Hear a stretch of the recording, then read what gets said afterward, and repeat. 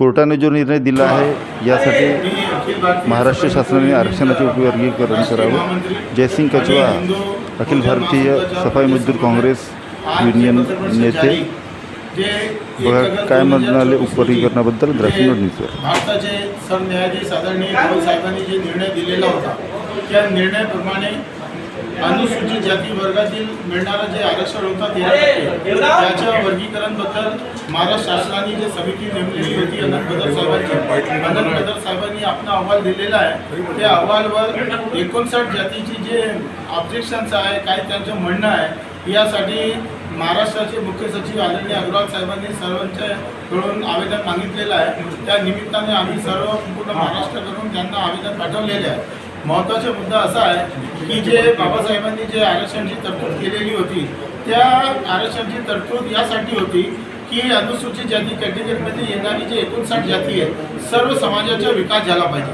सर्व समाजांना मुख्य प्रवाहामध्ये आणला पाहिजे होता। पण आता 79 इयर्स झाल्यानंतर सुद्धा अनेक समाज असे आहे की जे आजही देशात मुख्य प्रवाहामध्ये आणलेली नाही।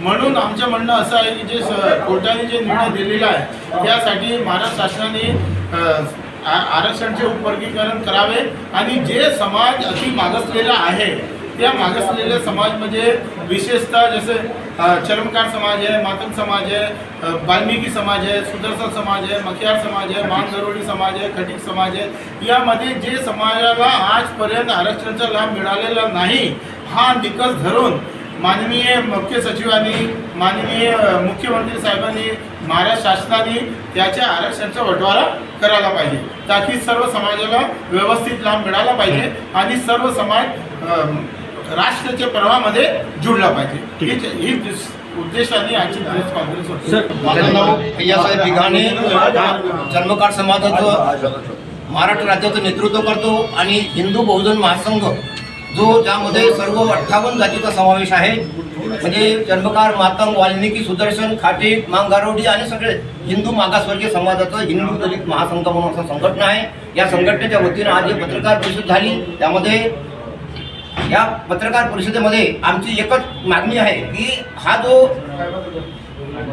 उपवर्गीकरणाचा विषय आहे हा उपवर्गीकरणाविषय जे लवकरात लवकर करून महाराष्ट्र शासनाने, अग्रवाल साहेबांनी हा लवकरात लवकर लागू करावा आणि त्या लागू करण्यासाठी 1961 जी जनगणना आहे त्या जनगणनेला जास्तीत जास्त ग्राह्य धरूनच ती व्हायला पाहिजे। 2011च्या लोकसंख्येला आधार धरू नये, कारण 1961 मध्ये मातंग समाजाची संख्या जी होती त्यामध्ये 2011 मध्ये कमी झाली, म्हणजे हा संभ्रम निर्माण झालेला आहे महाराष्ट्रामध्ये। त्यामुळे त्यामध्ये आम्हाला विसंगती आढळते आणि त्यामध्ये बरंच काही भ्रष्टाचार झालेला वाटतो आहे। त्यामुळे जर लोकसंख्येच्या आधारे म्हणजे लोकसंख्या एक फॅक्टर पकडून जर समजा आपल्याला हे उपवर्गीकरण करण्याचा जो फॅक्टर आहे तो जर धरला तर एक लोकसंख्या आणि मागासलेपणाचा निकष, मागासलेपणामध्ये ज्या समाजाचा विकास अजून झाला नाही, मातंग, वाल्मिकी, सुदर्शन, खाटीक समाजाचाच प्रकाश चमके साहेबांनी सांगितलं होतं की त्यांनी सुद्धा नाही तर या समाजाला वगैरे सुद्धा या सगळ्यात जास्तीत जास्त व्हायला पाहिजे।